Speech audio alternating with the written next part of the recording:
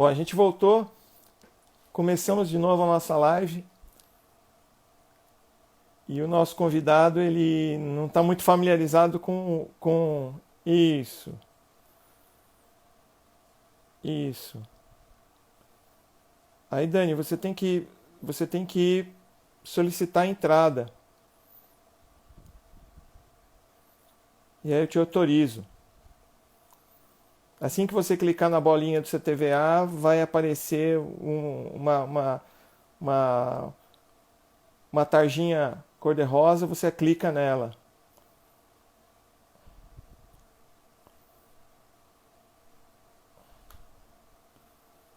Vamos ver aqui.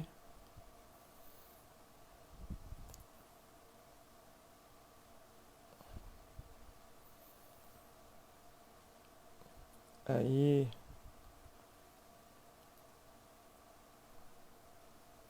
aí. Ele já está entrando e a gente vai começar a conversar. Conectando. Oi, agora Aí, sim. finalmente. Desculpa aí, pessoal, é que realmente eu nunca usei o Instagram, realmente estava uma certa dificuldade aqui. Então, esse é um outro dos motivos. Então, a gente vai começar a nossa live aqui do CTVA, uma live muito especial. Primeiro pelo convidado que a gente tem, o Dr. Daniel Kim. E só para você perceber como é que quem não conhece o Daniel Kim, só para você ter uma ideia, ele não tinha Instagram.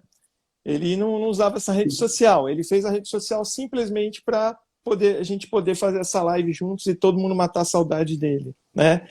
É, o CTVA ele é um grupo de amigos, né, que começaram há mais ou menos 13, 14 anos atrás a fazer um trabalho de treinamento, desenvolvimento, manejo da via aérea, mas o mais importante são as pessoas que a gente foi agregando e as pessoas que fazem parte do nosso dia a dia. E o Daniel Kim é uma pessoa importantíssima, né? Ele está um pouco longe agora, mas no coração de todo mundo ele está perto, né?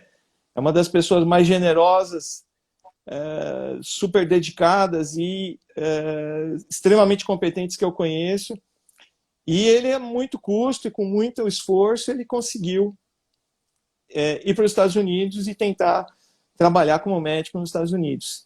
Então, dentro desse contexto de pandemia, a gente convidou eles para tentar fugir um pouco daquele foco do que todo mundo está conversando e aquela coisa meio massacrante de notícias ruins, e ele tentar passar para a gente, matar a curiosidade de vocês, de como é que ele conseguiu dar esses passos, né, e como é que é a vida dele lá, e quais são as perspectivas, como é ser médico nos Estados Unidos. Todo mundo idealiza um gramado verdinho, né, bonitinho, e não é tão assim. Talvez ele vai contar para vocês que muitos dos problemas que a gente tem aqui também estão presentes lá, né? Talvez seja mais parecido do que diferente, né, o dia a dia dele, mas ele vai ter bastante informações. E aí a gente vai responder todos os colegas. Só para te informar que a gente recebeu de likes, quando a gente começou a fazer a divulgação dessa live, likes e manifestações, foi assim um absurdo, a quantidade de gente que gosta de você e tá feliz, tá querendo matar a saudade com a sua presença. Então, Dani, como é que você tá? E fala um pouquinho pra gente aí. Opa, obrigado aí, pessoal do CTVA, todo mundo que está assistindo a live. Primeira vez que eu estou usando esse meio de comunicação. Agradeço as palavras gentis aí do Marito, sempre, né, sempre sendo, né, a pessoa mais gentil que quem conhece sabe. E é isso, né? Eu vim para cá, eu vim para os Estados Unidos em setembro, eu emigrei em setembro, comecei a trabalhar aqui na Cleveland Clinic em Ohio. Não estou trabalhando exatamente como anestesista, né? Eu sou, na verdade, eu trabalho dentro do Instituto de Anestesia, mas para o departamento de pesquisa, mas eu frequento o hospital diariamente. E, enfim, pude, e ao longo desse tempo eu vivenciei um pouco, tanto de uma rotina normal, né, que como o hospital funciona normalmente aqui, e como é que as coisas aconteceram ao longo do desenvolvimento do problema com o coronavírus aqui também, né, que, por sinal, já está numa situação bem controlada mesmo, por aqui. Ô Dani, acho que o pessoal gostaria de saber, assim, como é que você começou, como é que você deu os primeiros passos? Você resolveu, ó, vou para os Estados Unidos, né? Tenho família lá, tal, resolvi ir lá. Mas como é que você começou? Eu sei que você começou desde a faculdade, né? Você já começou a fazer provas, tal. Fala um pouquinho desde os primeiros passos. Então, os Estados Unidos é o seguinte, eu tive essa curiosidade, sempre tive na época da graduação, na época de graduação não corri tanto atrás, mas na época da residência, eu vi assim, falei, olha, acho que tem alguma coisa diferente, né? Quando eu fui no Congresso Americano, eu vi que realmente tinha uma coisa diferente, falei, tinha essa curiosidade, aí eu falei, vou tentar. E assim, não tinha muito, não fiz curso, nada, mas eu comprei alguns livros online e eu fui descobrir como é que era como era esse caminho, né? E realmente, com o passar do tempo, você repara que, na verdade, os Estados Unidos, o processo para virar médico aqui, ele é muito direto. Não é um processo simples, mas é um processo muito claro, né? Como tudo aqui nos Estados Unidos. Basicamente, o que você precisa fazer aqui, e não é só para estrangeiro, os americanos também fazem, todo mundo faz aqui, são as provas, são um conjunto de 3 provas, na verdade tem uma quarta também, né?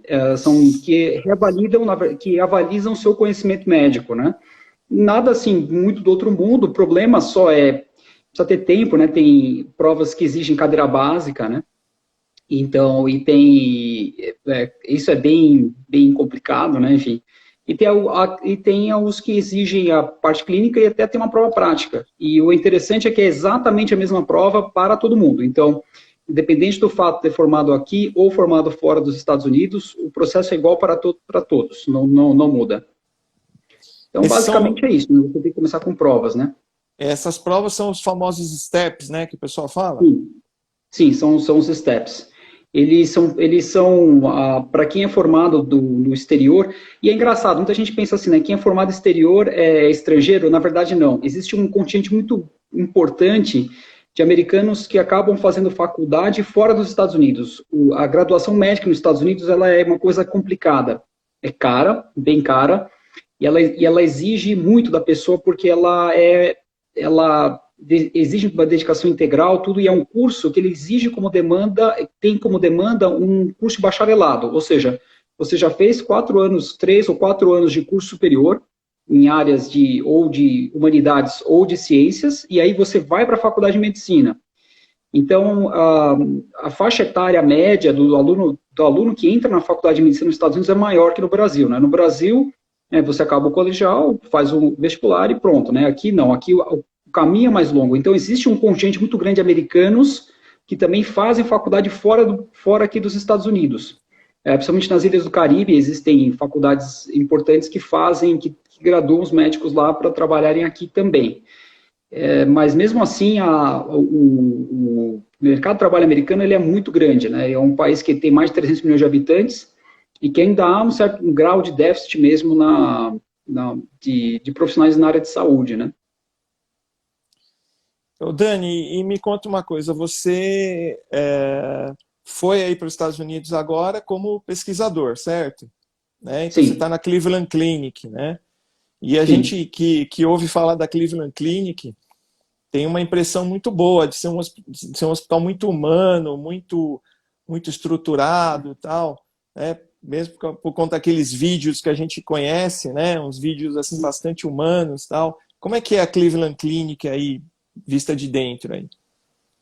Olha, o Cleveland Clinic ele é um hospital privado, é uma fundação que existe já há quase 100 anos, né? Ele é um hospital bacana. Eu vou dizer que o atendimento ao paciente, ao cliente final, ele é um atendimento, ele é um pouco fragmentado, né? Aqui existem muitos profissionais diferentes que atuam no atendimento médico. Por exemplo, a enfermagem, eles têm um papel muito diferente do que no Brasil. Então, não é só o aspecto assistencial, mas também o aspecto, por exemplo, aqui tem um enfermeiro que também que pode fazer prescrição. Ele também é que ele pode prescrever, fazer diagnóstico. Existe também o enfermeiro anestesista. Existe o practitioner, né, que na verdade, faz uma parte razoável do trabalho mais burocrático. Por exemplo, anamnese, exame físico. Então, a prática é diferente, ela acaba sendo muito fragmentada. Existem muitas pessoas, muitas etapas dentro da assistência final ao paciente. O Brasil acaba sendo muito centrado na figura do médico, né? Aqui ela é um pouco dividida. Ela é bacana, assim, realmente você vê que tem as pessoas, o que mais me chamou a atenção aqui são os pacientes. Elas, na maior parte das vezes, são pessoas que têm um grau de acessibilidade, de compreensão muito, de compreensão e de entendimento, realmente, né? Que às vezes atrasos acontecem, de que realmente, que a mudança na agenda acontece. Então, isso é uma coisa interessante. Vou dizer que, assim, as pessoas têm um manejo bom com o paciente, apesar de ser muito fragmentado. Acho que isso que é a grande diferença que existe, né, com o que nós temos no Brasil. Eu acho que provavelmente aí todo mundo sabe exatamente qual que é o seu papel, né, e existe uma espécie de ensinamento, ou seja, treinamento que faz com que tudo funcione de uma maneira organizada, que funcione de uma maneira uniforme, né? Aquela coisa de time trabalhando junto, né? Acho que isso é muito importante. A gente sempre vê essa resposta deles aí, né? E você acha que mesmo hoje em dia, com todo esse problema, vamos dizer assim, uma onda mais restritiva do ingresso de estrangeiros, sem ainda haver oportunidade para estrangeiros aí nos Estados Unidos? Então, essa é uma coisa interessante. Aqui o departamento de anestesia, um dos maiores chefes que existiram quando o Instituto de Anestesia foi criado aqui, especificamente anestesia, outros setores não conheço muito bem. Ele foi criado na época por um egípcio. Então, realmente, assim, há uma grande concentração, assim, principalmente na anestesia, de médicos estrangeiros, né? Hoje já nem tanto. Hoje, na verdade, você vê que os próprios graduados dos Estados Unidos têm mais interesse, né, em anestesia e na região também, aqui na região do estado de Ohio. Então, você teve um aumento realmente uma diminuição do número de estrangeiros e um aumento na demanda dos médicos americanos.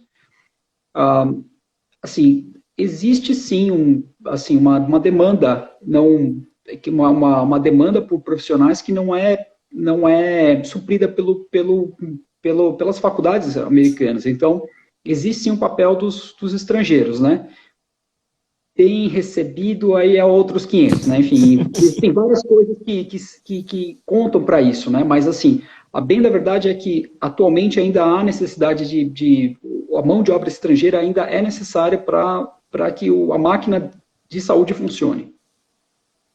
Acho interessante você falar isso que começou com o egípcio, né? Então, só para relembrar, né, o Dr. Ovasapian, né, Anadrik Ovasapian, era um iraniano que migrou para os Estados Unidos, né, e fez toda a formação dele aí nos Estados Unidos, fez vamos dizer, a formação pós-graduação dele aí nos Estados Unidos, e ele praticamente fundou uma sociedade inteira, que é a SAM, a Society for Airway Management, agregou uma série de pessoas diferentes, de instituições diferentes, com interesses diferentes, conseguiu fazer com que essas pessoas trabalhassem juntas numa sociedade, e era extremamente reconhecido como uma figura importantíssima, talvez um dos mais importantes na fibroscopia como método de controle de via aérea, né? Então, só uma menção a ele, né? Que foi um dos que deu aquela fagulha inicial para a gente formar o CTVA, né? E agora, a gente estava conversando um pouquinho antes, né? E você estava me falando, você está indo para o Texas agora, né? Num outro centro, também bastante conhecido, o MD Anderson Cancer Center, né? Fala um pouquinho sobre lá e o que você vai fazer lá para a gente. Então, lá, essa foi uma história interessante. Enfim, o meu contrato de trabalho aqui na Cleveland Clinic, ele se encerra. Eles ofereceram uma extensão do trabalho, tudo, mas a pesquisa eu acho que é uma coisa importante, mas acho que trabalhar integralmente na pesquisa talvez não seja para mim. Então, surgiu essa oportunidade no MD Anderson, onde eu vou poder ter uma parte clínica. Então, vou poder trabalhar como anestesista e também no desenvolvimento das pesquisas que ocorrem lá, que não são muitas, né? Principalmente a área de oncologia. Acho que na atualidade, acho que talvez seja a área que tem maior número de desenvolvimento de novas tecnologias, principalmente medicação, né? Então, é algo que a gente vai ter que trabalhar ativamente lá.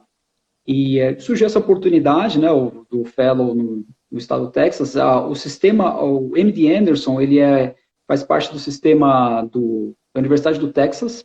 Então, ele é uma universidade, ele é um hospital, na verdade, público, né? Na verdade, faz parte do sistema UP. E ele tem esse renome, esse alcance internacional, né? Então, vai ser uma experiência interessante, né? E tem um outro fator também, né? Na verdade, Texas é muito mais perto do Brasil, né? Tem voo direto, enfim. Então, facilita um pouco as coisas para mim também. Que legal, que legal. E, Dani, me fala uma coisa, assim, trabalhar pelo que você tem percebido aí, que você vê assim, trabalhar como anestesista aí é muito diferente do que a gente trabalha aqui no Brasil. Por exemplo, aqui no Brasil, dificilmente você tem uma pessoa dedicada exclusivamente num serviço. Ele acaba tendo que ter vários serviços para se manter de uma certa maneira, né? Aí eu acho que talvez seja mais comum você ter um cara dedicado, focado em um único hospital ou um único centro, né? É assim aí mesmo? Aqui a prática do anestesista é muito diferente, mas muito diferente mesmo. Então, começa pela questão do método de trabalho, né? Então, conversando com os colegas aqui, né, eles perguntaram como era a minha rotina no Brasil. Eu falava, olha, eu trabalhava em 4 empregos quando acabei a residência. Como 4 empregos? Isso não é possível, fisicamente isso não é possível. Eu falei, olha, no Brasil a gente não, é difícil você ter alguém que trabalhe com uma carga horária integral num único serviço, né?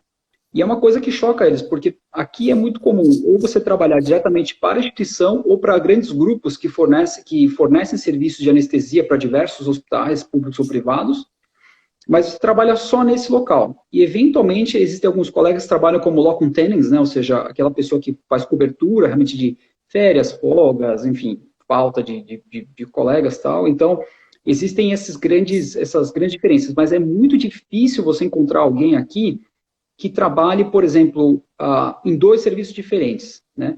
Mas aqui existe um pouco a figura do freelancer. Ela é muito pouca, assim, é uma coisa que em algumas regiões, alguns estados, para alguns tipos de cirurgia ainda existe essa figura, mas ela é muito pouca.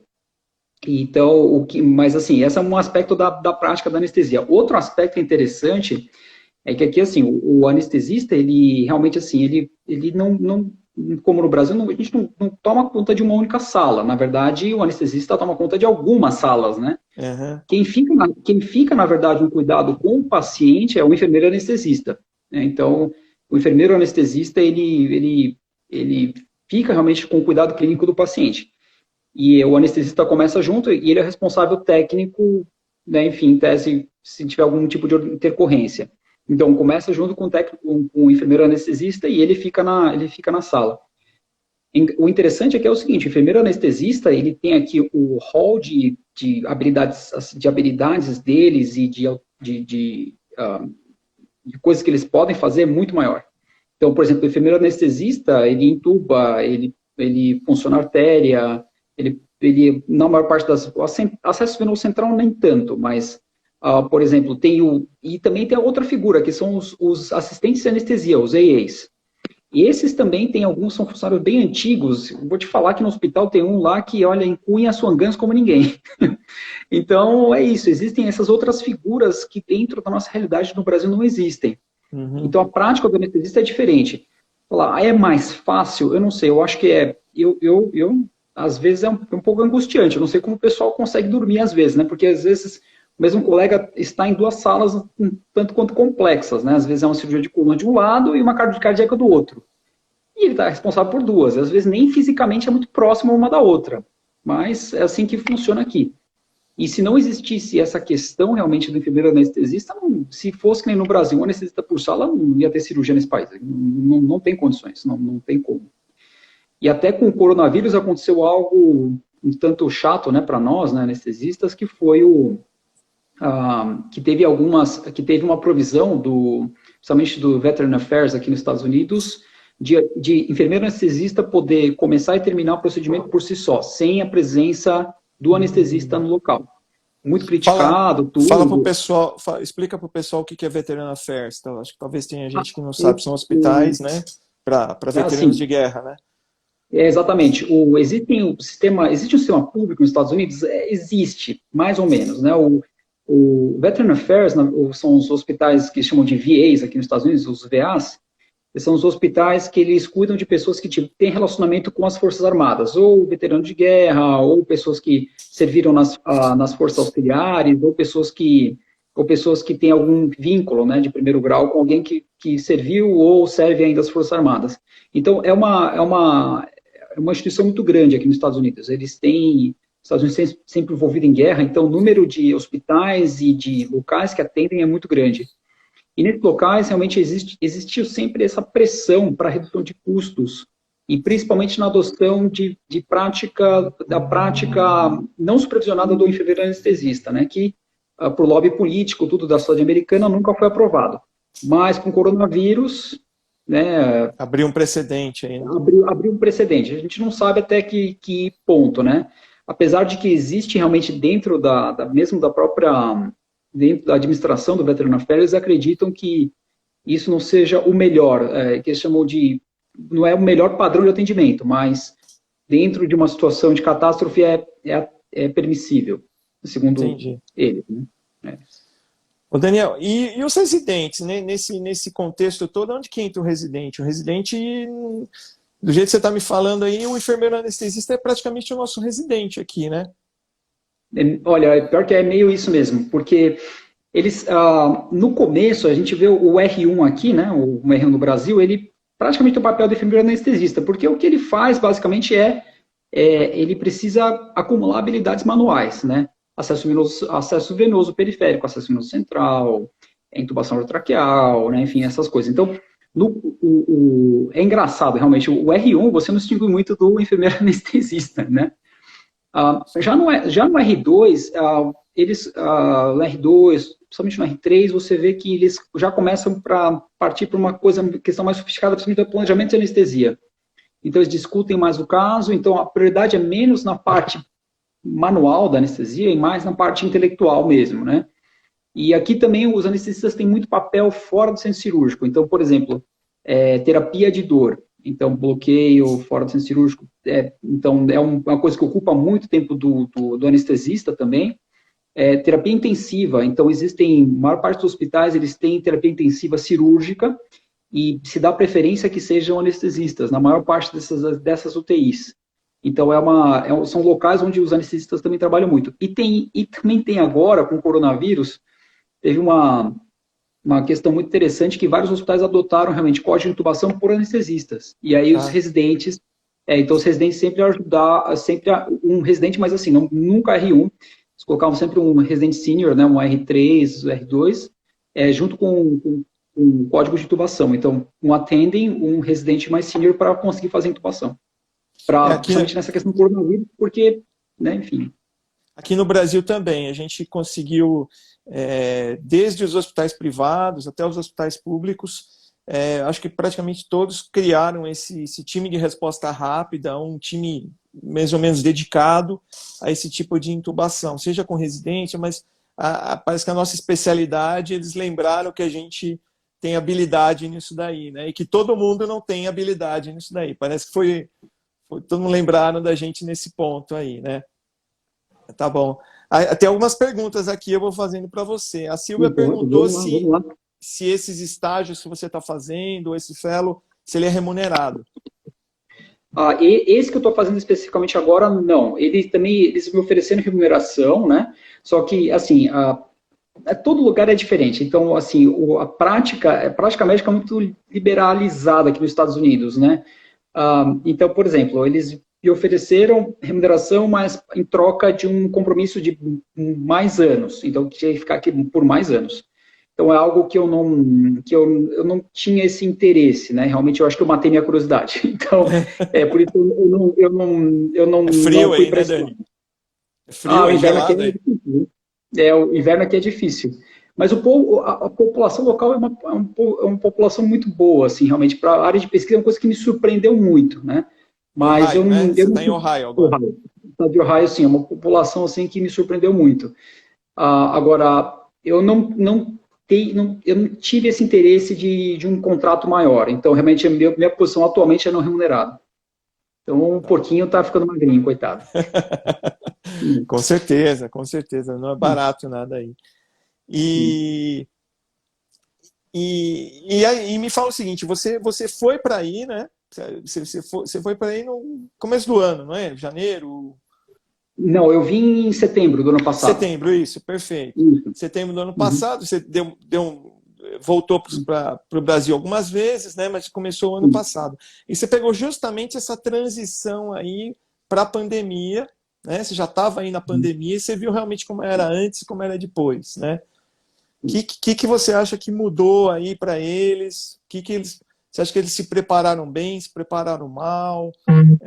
Olha, Você acha que faltou recursos aí tanto quanto faltou aqui? Conta pra gente um pouquinho. olha, é engraçado, né? Isso é uma questão interessante aqui. Quando começou essa história do coronavírus, na verdade, até março, realmente os Estados Unidos estava muito tranquilo. Realmente, assim, na China, milhões de casos, ninguém está muito preocupado com isso. Até que começaram os casos na Itália. Quando a Itália começou a disparar o número de casos, isso realmente acendeu, realmente a gente começou a ver na mídia, realmente aqui na Americana, realmente um interesse muito grande nessa questão. O que é isso, né? Como isso vai chegar nos Estados Unidos? E quando começou realmente o pico em Nova York, realmente todo mundo entrou num certo grau de desespero. Tanto é que aqui, assim, por exemplo, aqui é onde os supermercados têm o tamanho de produto mais bizarro que você possa imaginar, né? Não é uma caixa com 10, é uma caixa com 200, né? Enfim, começaram a acabar. Então as pessoas começaram a comprar tudo, assim, estocar alimento, produto de limpeza, tudo mais. Então as pessoas entraram realmente no modo desespero. E isso, para quem realmente estava, para a gente que estava de fora, você olhava aquilo e falava, realmente alguma coisa muito ruim está acontecendo, né? Os hospitais começaram a se preparar, então, por exemplo, cirurgias eletivas, de uma forma geral, cancelaram todas, ativação de áreas, sabe, por exemplo, no hospital que eu trabalho, tem uma UTI antiga, que ela foi desativada, porque eles construíram uma nova que é muito melhor, inclusive, né? Enfim, eles falaram, reativaram essa UTI, reformaram tudo a toque de caixa. Eu moro perto do prédio da Faculdade de Medicina, e a Faculdade de Medicina, esse prédio é novo, e a Faculdade de Medicina só ocupa o térreo, as outras áreas da saúde ocupam o segundo andar, o terceiro andar ninguém usa. Eles reformaram o prédio inteiro realmente para o coronavírus. Só que o tempo foi passando, né? Realmente a adesão à a questão do isolamento social foi muito forte aqui, né? Realmente por uma série de motivos, né? Enfim, uma pressão muito grande do governo, tal, do governador aqui. Inclusive, o governador é uma pessoa que saiu muito bem nessa crise. Então, realmente não houve um número de casos assim muito grande. Tanto é que, atualmente, internado no sistema da Cleveland Clinic, o número de pacientes é o mesmo que era em março, que era mais ou menos no final de março. Então, entre os pacientes que têm alta, os que são admitidos, os que morrem, na verdade, o número total não mudou. E está sempre abaixo, sempre ao redor dos 100, 110, 90, alguma coisa nesse sentido. Isso contando tudo, né? Não quer dizer que sejam pacientes terapia intensiva, são todos os pacientes diagnosticados. Então, parece que chegou num certo equilíbrio. Né? Então, num certo equilíbrio. Mas houve, sim, realmente um certo grau de muita apreensão. Né? Então, realmente foi uma coisa bem complicada, né? Enfim. Uhum. Ó, tem perguntinhas aqui, olha. A Eliane, ela perguntou assim, ó, você percebeu diferença no modo de ensinar e no modo de se comportar dos residentes? Aí, o que você achou dos residentes? É diferente. O que é diferente aqui no residente americano? A maior parte já começa a residência mais velho. Então, assim, não é incomum você ter residentes, pessoas que começam a residência ou com família constituída ou prestes a. Então, é diferente, né? A abordagem que tem uma pessoa que tem a carga de responsabilidade, né, de ser pai de família e residente ao mesmo tempo é diferente, né? Então, a gente vê que tem o comportamento é um pouco diferente, né? Então, você vê que a preocupação realmente com alguns cuidados, você vê que é um pouco diferente. Agora, questão aprendizado, é igual, eu vou ser bem sincero. Então, assim, realmente, assim, tem muita Trabalha questão, muito, não tem trabalha muito tempo para muito, estudar. não, mesmíssima coisa. Então, assim, por exemplo, uma coisa que eles fazem muito, aqui, por lei aqui, na verdade, no Brasil, 60 horas por semana, aqui são 80, né? Obviamente tem estágio que eles trabalham 100, estágio trabalham 50. Então, uma média deve ser alguma coisa por aí. Então, questão de carga horária não muda muito em relação ao Brasil. O que existe aqui que é um pouco diferente, assim, tem uma ênfase muito grande em simulação. Simulação é algo Tá. que se faz muito mais que no Brasil. Acho que pela própria disponibilidade, né, que você tem de materiais, né, você acaba tendo muito mais simulação. Uhum. E, assim, mas, assim, a questão o volume acho que talvez não seja muito diferente, viu? Porque, por exemplo, aqui na Cleveland Clinic, só no Hospital Central praticamente são 100 salas de cirurgia, 80 e poucas, né? Então, realmente, o volume cirúrgico, ele é grande também. Então, acho que tem essas pequenas diferenças, né? Mas acho que a principal diferença que existe mesmo não só a faixa etária, né? Mas acho que é o momento de vida que os residentes chegam na residência E a, aqui, né? É um e pouco diferente. a bolsa que eles têm dá para manter uma família.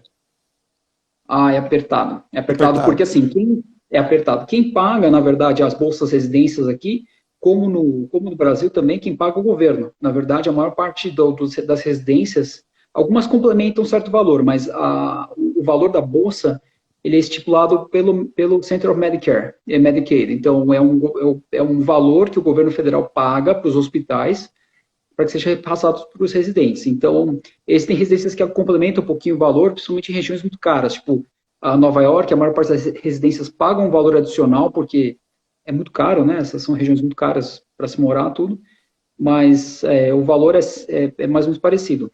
O valor hoje, né, que eu não quero saber, né, então números, né, então o valor médio que a gente vai receber hoje, o PGY1, né, que é o R1, o R2, é algo em torno de 50 a 60 mil dólares por ano, então algo em torno de 4 a 5 mil dólares por mês. A renda média familiar nos Estados Unidos, né, é algo em torno de 60 mil dólares, então isso dá para a pessoa viver, assim, apertado, mas dá. Assim, fazer um Uhum. mortgage, comprar uma casa, eu acho um pouco difícil, acho que não conseguem, mas viver, a É pessoa bem, consegue viver. é bem no É começo, mas bem bem complicado, justo, né? Como você falou. é bem justo, é bem justo, O é bem complicado. O Alexandre Taneno, nosso amigo aqui das simulações, ele está mandando um abraço para você. Ele está curioso para Opa, saber das simulações. Ele quer saber se uhum. aí tem um centro dedicado, espaço específico para isso, tipo um centro de treinamento de simulação, ou se as simulações são feitas nos espaços disponíveis, sala cirúrgica, salas de exames, tal. Como é que é aí? Então, aqui tem a faculdade, aqui a Faculdade de Medicina, eles têm todo um centro de simulação. Então, assim, eles se tornaram responsáveis por simulação de várias coisas, não só para os residentes de anestesia, mas para todo o sistema de saúde. Então, eles têm simulador de ambulância, eles têm simulador de tudo, até de ambulância. Então, por exemplo, paramédico, como fazer o transporte de paciente, por exemplo, paciente obeso, né? Como é que tira a maca, como é que coloca a maca, né? Como é que liga as coisas. Então, tem simulador de ambulância, tem simulador de helicóptero, tem simulador de centro cirúrgico, de UTI, tem simulador de tudo. Assim, são muito bonitos, né? São muito legais, mas eu acho que no final das contas, o que mais leva realmente aquele que está sendo submetido à simulação é a ambientação, né? A pessoa realmente entender qual que é o objetivo e realmente se deixar levar realmente pela aquela situação para aprender realmente, né? Existem pessoas, eu acompanhei algumas simulações, algumas foram bem, outras mais ou menos, né? Enfim, então o grau de engajamento pessoal ainda também é um fator, acho que muito importante. Não basta só ter um helicóptero bonito ali, É, tudo, né? Enfim. E é um helicóptero fatiado mesmo, assim, tem tudo, assim, tem pá, então eles simulam realmente o vento, como é que faz para tirar, né, a maca do helicóptero, como faz para botar, onde coloca os equipamentos. Mas no final, assim, nenhuma máquina é melhor do que um ser humano bem treinado, né? Enfim, é o que eu entendi no final das contas, né? a gente já fez muita simulação juntas, né, juntos e sabe que o cenário, né, para fazer para fazer a ambientação do paciente, do aluno é importante, mas que tudo tem técnica, né? Você usando uma técnica Uhum. correta, preparando bem o caso, e tal, você consegue desenvolver uma simulação sem tanta tecnologia de cenário, né? Bacana. Sim, claro. Bacana. E, e agora o próximo passo é ir lá para o Texas, né, Daniel? Sim. E Lá no Texas, né? Enfim, aí tem, assim, lá vamos ver como é que vão ficar, né? As pessoas perguntam, né? Como é que fica profissionalmente, né? Tem que fazer residência de novo, não tem que fazer.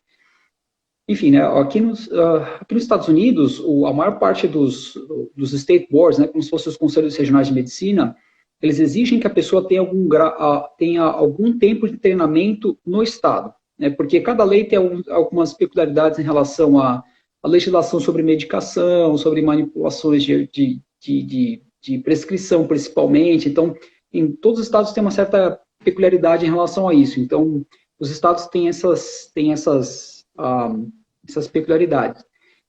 Aqui, na verdade, agora no Texas tem dois caminhos, na verdade, né, que vão acontecer. Ou, eventualmente, começar a trabalhar para o sistema, né, para o próprio hospital, ou, eventualmente, começar uma residência. Né? Realmente são dois caminhos que vão existir para mim para continuar trabalhando como anestesista. Né? Então, são os caminhos que vão acontecer. Eu não sei dizer ainda o que vai acontecer, né? Acho que só o tempo mesmo. Vamos torcer para que aconteça o mais rápido e o mais fácil aí para você. Né? O pessoal está se manifestando aqui, né? A gente já tem 50 pessoas acompanhando a live aqui, tá? Aí o Fabião, velho Fabião lá da Santa Casa, está mandando um abraço também. Está falando que ele ganha igual a R1 americano. Não, Fabião, você ganha muito mais. Não vem com essa, não. Né? O pessoal está mandando um abraço, falando o quanto ele admira você. Todo mundo está mandando super abração para você aí. E aí, me conta, lá no Texas, o hospital, o MD Anderson Cancer Center é um hospital focado em tratamento de câncer. Exatamente. E aí, e é uma coisa... Ele é muito grande, né? São alas e mais alas, prédios e mais prédios, é um negócio imenso lá, né? Sim. E lá eu não conheço pessoalmente, né? Mas realmente ele se tornou essa grande referência em câncer, então, na verdade, eles têm... Eu acho que o Amaral visitou lá, acho que no primeiro SAM que ele foi para lá e ele visitou. Ele conta pra gente que ele assim, é tão grande assim que ele ficava até meio perdido, né? E aí ele perguntou, tinha que ir para a sala tal, sala tal, prédio tal. Quando ele foi perguntar a informação, o cara falou que ele precisava pegar um táxi para ir para outro lugar, para contornar o campus lá, que era muito longe para ele ir a pé, né? Não, e lá é assim mesmo. O MD Anderson está dentro de uma região que, na verdade, são vários hospitais conectados entre si. Então, realmente, as distâncias são muito grandes, os corredores são enormes ali. Então, o pessoal falou, não é, assim, se perder é uma coisa corriqueira, mas mais do que isso é se perder muito longe, porque você tem que andar muito dentro do próprio hospital. Mas ele é um sistema que se tornou muito, muito famoso, né, nessa parte da oncologia no mundo inteiro, por isso mesmo, né? Realmente para essa questão de aplicação de novos protocolos. Então, assim, muitas pesquisas, principalmente com medicações novas de oncologia, são feitas lá. Então, você acaba tendo uma migração muito grande de pacientes. Então, pessoas que eventualmente são desenganadas, porque realmente chegou num certo limite, eles acabam indo para lá. Então, eles têm essa é uma grande potência exatamente por isso, né? Por poder agregar todo esse know-how aí de tratamento em todas as áreas da oncologia. Então, é por isso que eles são, né? E aí, você tocou o assunto de novas medicações e protocolos, né? Aqui, eu acho que você tem acompanhado aqui, a gente tem tido uma politização enorme de tratamentos com relação ao Covid, medicações, tem gente brigando por causa de medicação, que fala que uma é boa, outra é ruim e tal. É uma coisa assim totalmente esdrúxula, né? Como é que está sendo esse tipo de abordagem aí, né? tem muitos tratamentos, quase nenhum deles tem evidência robusta, né, de que funciona. Como é que tem sido como é que estão lidando com isso? Então, essa foi uma coisa, assim, uma loucura que aconteceu aqui. Quando começou a questão do coronavírus, o Departamento de Estado colocou como prioridade realmente o tratamento achar uma cura e um tratamento para o coronavírus, e tudo relacionado ao coronavírus. Então, o pacote inicial do governo federal de 2,2 trilhões de dólares também incluía valores, fundos para pesquisa. Então, só aqui no nosso departamento de pesquisa, só para nós, em medicações novas, chegaram praticamente 90 protocolos de pesquisa noite por dia. 90 tipos de medicações novas só para o coronavírus. Desde a hidroxicloroquina, né, até, por exemplo, remdesivir, né, a medicação antiviral para o ebola, até medicações novas, medicações que realmente não tinham muito a ver, enfim, mas, enfim, estava toda a indústria realmente muito focada em tentar alguma coisa nesse sentido. Só que chegou um ponto tanto quanto controverso, porque tinha muito mais remédio do que paciente no hospital. Então, assim, no final das contas, o número de medicações que foram testadas aqui para o coronavírus mesmo, acho que talvez foi uma única medicação. Então, que acabou não resultou em uma mudança muito importante. Eu não sei nem que medicação que foi, porque ele foi numa UTI diferente. Então, né, realmente nós não estávamos envolvidos, mas houve sim uma grande corrida assim, por uma cura, né, um tratamento mais eficaz. E foi uma coisa impressionante, assim, mas era por isso mesmo, né, porque existia um interesse financeiro muito forte, porque o governo americano falou que se realmente alguém conseguisse provar algum tratamento eficaz, eles comprariam o que fosse, pagariam o que fosse necessário. Então, realmente, empresas europeias vieram, enfim, trouxeram algumas coisas, mas no final das contas, nada se tornou assim, nada se provou muito eficaz, assim. Então, essa corrida acabou que não levou a muita coisa. Tem gente aqui perguntando como é que você fez com o visto de permanência no país. Isso foi uma coisa paralela, né? Você foi atrás do Green Card de uma forma paralela, né? Sim, é uma questão importante, né? Por exemplo, teve uma época que o pessoal falou aí no Brasil, que o governo americano estava liberando a entrada de médico brasileiro. Bom, enfim, essa questão fake, de visto é uma coisa fake, né? Não, na verdade as pessoas acho que não entenderam muito bem. Aquilo era verdade, mas era o seguinte: se você é profissional de saúde que já tem um contrato de trabalho aqui, apesar das embaixadas e consulados estarem fechados, nós vamos processar o seu pedido. É isso que eles quiseram dizer. Mas somente se você já tem um contrato de trabalho. Então, por exemplo, se vocês, se porventura vocês conseguem, se alguém conseguir um contrato de trabalho aqui, os hospitais eles patrocinam, o maior interesse deles, né, obviamente, né, eles acabam patrocinando o visto de trabalho, né, o visto tipo H1. Então, com isso você consegue vir e trabalhar, enfim, e você consegue ter renda, tudo mais legalmente. No meu caso, eu tive green card por irmãos, né, meu irmão mais velho é americano, enfim. É um processo antigo já e eu obtive o green card. Então, o meu caso é um pouco diferente. É como estrangeiro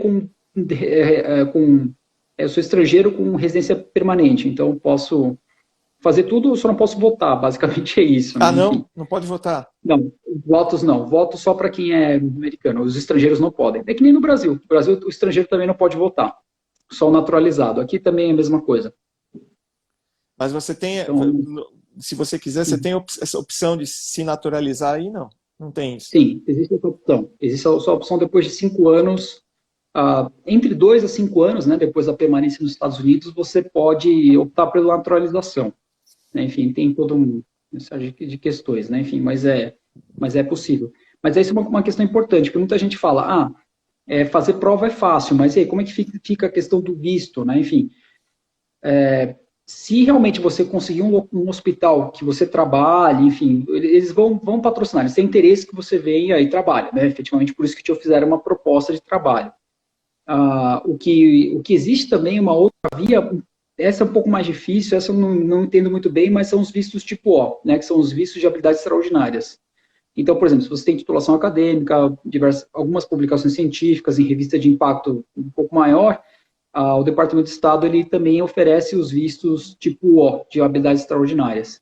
Então, são caminhos que você pode ter, mas assim, principalmente o trabalho do médico, como ele é muito regulamentado, não dá para você vir um visto de turista e não vai funcionar, né? Enfim, isso não tem como. Não sei limpar piscina, enfim, aí dá, né? Cortar grama. Beleza. A Thaís, nossa amiga lá da Santa Casa, ela está perguntando, né, se você sente diferença no tratamento por ser estrangeiro. Opa, isso é uma coisa engraçada, né? Porque meus pais eram, né, estrangeiros, chegaram no Brasil, depois, né, enfim, já eram casados, já tinham um filho, né? E eu não sabia, né, o que é ser estrangeiro, né? Mas existe sim, né? Realmente, você não entende a língua, você não entende os costumes. Ainda mais a minha cara não ajuda muito, né? Enfim, então, tudo isso acaba influenciando, mas você sente assim, né? Mas, um pouco menos, por exemplo, né, no hospital tem alguns funcionários que, né, assim, é minoria, né? Minoria. Mesmo porque não tem muito médico asiático no hospital, engraçado, né? Onde eu estou não tem muito. Então tem sim uma certa resistência, tal. Existe essa questão existe, né? Você me lembra o Gustavo... Dos pacientes, tem você vê uma restrição dos pacientes quando você vai atender, ou quando você vai conversar? Não. Não, os pacientes, eles acreditam, acho, muito na instituição, né? Então, você está com crachá, enfim, no escrito médico, para eles está tudo bem, né? E realmente tem médicos que trabalham aqui na clínica há muitos anos e que tem um sotaque muito forte, até difícil de entender o que eles falam. Mas, enfim, são profissionais respeitados, trabalham aqui há muitos anos, enfim. Principalmente cirurgiões, tudo que tem uma habilidade realmente muito fora do normal, assim, realmente muito acima. E que realmente o inglês é péssimo, né? Eu acho que talvez por isso que os americanos estão tudo bem, né? Enfim, não tem tanto problema. Eu vejo uma questão mais com alguns funcionários, tudo, né? Porque realmente existe essa questão, né? Enfim, falar que não existe seria tentar tapar o sol com a peneira, né? Claro. Dos pacientes até hoje eu não senti. Né? Eu senti alguma resistência e tal, mas não, talvez não muito, né? Enfim. Porque eles entendem que, na verdade, aqui nos Estados Unidos tem muito mais realmente mão de obra estrangeira como médico do que no Brasil, né?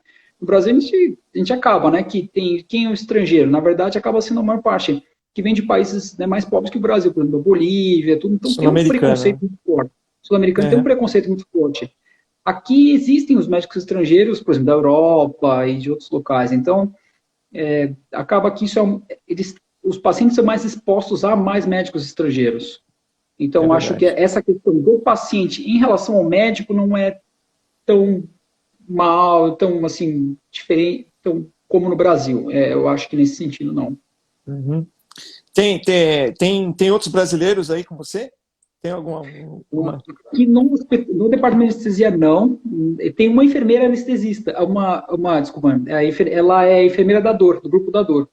Ela já está aqui nos Estados Unidos há muitos anos, ela fez formação dela na USP de Ribeirão Preto e ela mudou para cá, enfim, foi ficando e ficou. E ela é nurse practitioner, então ela é enfermeira que pode fazer diagnóstico, enfermeira que pode estabelecer tratamento, ela só não pode fazer procedimento. Então, por exemplo, bloqueio ela não faz.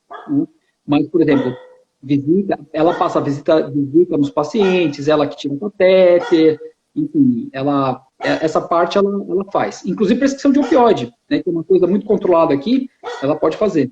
Ela, como ela tem treinamento para esse tipo de medicações, ela pode prescrever alguns opioides e tudo mais. O controle de opioides, assim, tanto de prescrição como de manuseio, assim, é tão rígido como aqui?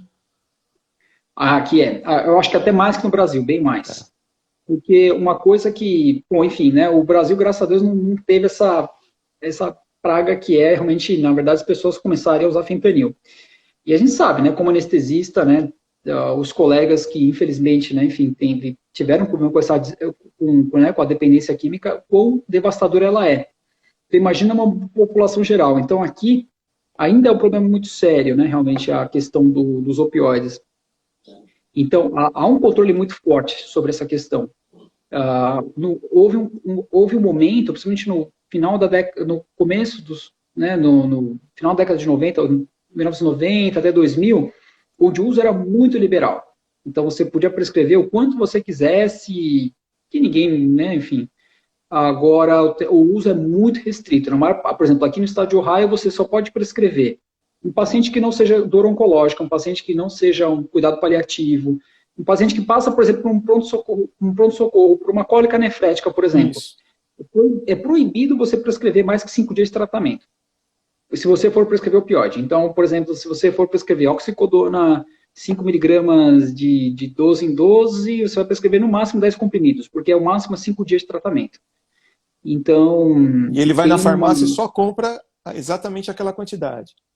exatamente. Aqui não existe cartela aqui nos Estados Unidos. Aqui não existe. Não existe caixa, não existe cartela. Então, você compra a prescrição, ela é feita, você vai na farmácia, eles te dispensam exatamente o que está escrito na prescrição. E isso é uma coisa muito interessante aqui nos Estados Unidos. O farmacêutico tem ele tem uma responsabilidade assim muito importante assim com relação aos pacientes. Ele é o regulador, né? Na verdade, né? Sim, Ele é o regulador da medicação, né? Não é só vendedor, sim. né? Não, ele, na verdade, a venda é meio secundária. E tanto é que, por exemplo, os farmacêuticos, aqui no estado de Ohio, né, eles têm acesso, a maior parte deles, ao sistema de controle eletrônico, que, mesmo que nós temos nos hospitais, o sistema, praticamente o estado inteiro é um sistema só, tem alguns outros diferentes. Então, por exemplo, o farmacêutico, ele vai verificar a interação medicamentosa com os outros remédios que você toma. Ele vai verificar, por exemplo, contraindicações. Então, o que ele pode se negar a dispensar medicação para você. Eu falo assim, olha, é o seguinte, eu revi aqui seu histórico médico, acho que você precisa conversar com o seu médico, porque isso aqui não parece muito condizente com o que você tem. Então, a responsabilidade do farmacêutico é muito grande. Então, a remuneração deles também é maior, tudo mais. Então, eu fiquei impressionado, realmente, nós trabalhamos com pesquisa, né? Às vezes, quando a gente solicita medicação de pesquisa, o farmacêutico revisa o prontuário inteiro, e às vezes, infelizmente, pega uma coisa que a gente esqueceu. Tal. Então, eles têm um papel ativo, assim, muito, muito bacana. Legal. Tem uma pergunta aqui perguntando, quanto tempo você levou para a obtenção da convalidação como médico aí? Talvez, quanto tempo foi o processo aí, total? Então, processo. Então, as provas em si, na verdade, assim, depende de você, né? Você pode marcar, acho que o intervalo mínimo, acho que mudou um pouquinho, mas se não me engano é um mês. Então, a rigor, se você estiver bem preparado, em 6 meses você consegue. O que demora nesse processo, realmente é o primeiro passo, que é o seguinte, a autoridade que verifica os diplomas dos estrangeiros chama ECFMG, Education Commission for Foreign Medical Graduates. Então, eles, na verdade, o que acontece? Você manda a sua documentação pelo correio, fisicamente, mas não pode ser eletrônico. Talvez possa, hoje em dia, não sei. Tá. Enfim, e aí eles verificam com a faculdade, a faculdade ela tem que estar listada dentro das faculdades que são aprovadas pelo Ministério da Saúde de cada país, e eles verificam com a faculdade para ver se você realmente se formou lá. Infelizmente, muitos diplomas falsificados, etc. e tal aqui também, né? Enfim. Então, esse processo em si, ele é demorado, porque eles precisam confirmar que você é você, número 1, e número 2, que você realmente graduou na faculdade, e que você não teve alguma discrepância na graduação. Por exemplo, ficar muito tempo fora, transferir de faculdade, são coisas que causam, que precisa ser justificado. Então, esse primeiro passo é demorado. Isso me levou quase 6 meses. Mas, enfim, porque entre vai e volta, né? Então, tem que bater o carimbo do diretor, tem que carimbar no lugar correto, a data tem que bater, não sei o que, enfim, isso é meio complicado. As provas em si, as provas podem ser feitas no Brasil. Metade dá para fazer no Brasil. Então, Step 1 e Step 2 Clinical Knowledge, que são provas, prova que é feita no computador, né? Prova de múltipla escolha no computador, ela pode ser feita no Brasil. Só a prova prática, que ela só pode ser feita aqui, e o Step 3, que é, na verdade, que é requerimento para licenciamento, ele não é necessário para começar a residência ou para o trabalho, mas ele é necessário para que você faça o registro nos boards estaduais dos estados, né? Esse precisa ser feito aqui. Então, assim, para quem tem curiosidade, tem vontade de fazer, dá para começar a fazer no Brasil, sim, né? Eu recomendo, assim, eu não tenho blog dessas coisas, mas eu recomendo, assim, estude um pouco antes do processo. Antes de começar a estudar para fazer a prova, que é a etapa número 2, estude um pouco sobre o processo. Porque o processo, ele é parece um pouco complicado, mas ele tem uma série de pequenos detalhes que precisam ser feitos antes. E se você pensa em fazer isso, planeje com antecedência, porque leva tempo. Esse primeiro passo leva bastante tempo, porque vai depender da secretaria da faculdade, da diretoria da faculdade onde você se formou para assinar o papel, carimbar, enviar pelo correio. Então, é um passo demorado. Se tem vontade, tem que começar por esse, antes de começar a estudar. Tá bom. Dani, tá quase 1 hora de live aqui, daqui a pouquinho eles vão encerrar nosso tempo aqui. Foi, fantástico conversar com você, matar um pouquinho da saudade, né? Eu já falei com o Kimura, a gente vai te visitar lá no Texas, com certeza, lá, tá? E vamos lá fazer, e quando a gente tiver um CTVA, puder voltar a fazer assim, você vai ser nosso convidado internacional, aí o curso vai ser internacional pela sua presença. Né? Obrigado. Então, eu queria que você falasse uma consideração final aí, alguma mensagem para as pessoas. A gente já está com... A média ficou entre 52, 54 pessoas na live aqui, então foi assim, uma quantidade enorme de gente que está feliz por você estar aí, está se dando bem, com muito sucesso, e ficou mais feliz ainda de poder te rever aí. Então, uma mensagem aí para as pessoas. O que você quer falar? Opa, obrigado aí, pessoal, por todo mundo ter acompanhado a live. Desculpa, no começo eu não sabia usar. Realmente apertei o negócio errado. Eu também não. Fiz um monte de besteira. Aprendendo agora. Esse é um momento difícil, né, que todo mundo está vivendo, né? Esse é o momento agora do coronavírus e tudo mais. Assim, a vida continua, né? Quer dizer, apesar dos pesares, a vida continua. Eu acho que, apesar do que aconteceu ter sido muito ruim, acho que para nós, anestesistas, foi uma coisa boa. De repente, nosso trabalho se tornou muito especial, e realmente os outros colegas, né, talvez eles saibam, né, mas talvez a população geral hoje talvez saiba um pouco mais, na verdade, do nosso papel, a importância do nosso papel e como realmente ter um médico bem treinado faz a diferença, né, realmente, principalmente no quesito dos pacientes críticos. Então, está sendo um momento difícil, né, assim, para todo mundo, né, tá isolado e tudo mais, mas acho que é um momento, para nós, como especialidade, está sendo um momento bom. É um momento que, pelo menos perante a sociedade, né, perante as pessoas, na verdade, as pessoas começam a perceber, olha, o anestesista, acho que ele é um cara bem treinado, é um cara que pode ajudar bastante. Então, tem que ter fé, realmente eu me orgulho muito sou muito feliz de poder escolhido esse caminho da anestesia, né, e eu espero que vocês também tenham essa mesma percepção que eu tenho. Né? Olha, brilhante, brilhante. É essa a visão que a gente tem aqui, né, e você vê as atitudes, mesmo as nossas associações aqui, elas estão fazendo um papel maravilhoso, assim, de educação, de promover eventos online, tá? Tentar realmente divulgar conhecimento, né, e mostrar que dentro desse contexto, né, com todas as nossas deficiências, com todos os nossos problemas, a gente ainda era um grupo muito bem treinado para enfrentar esse problema, né, que são desafios respiratórios, desafios de manejo de via aérea. E aí o CTVA vem nessa trilha aí mais de 10 anos, né? Você acompanhou uma boa parte desde o começo, você está lá com a gente. O quanto que a gente se dedicava, né, para fazer realmente treinamento, para mostrar conhecimento, não dar importância para os equipamentos, né? O equipamento é só uma ferramenta, o importante é você ter o conceito, você saber a importância das coisas, o que é mais importante, né? Oxigenar o paciente, as manobras mais básicas, tal. Então, é perfeito isso daí, Dani. Muito obrigado de novo.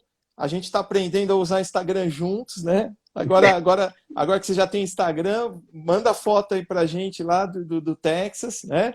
O churrasco texano diz que é bom também, né? A comida é boa. Então. E espero que a gente se veja em breve, tá? Fique com Deus, com muita saúde, muito sucesso para você, tá? Um grande abraço, muito obrigado por tudo. Ok, obrigado aí, pessoal. Um abraço a todos. Muito obrigado quem acompanhou a live aí. Um abraço. Tchau, Dani. Tudo de bom. Abração.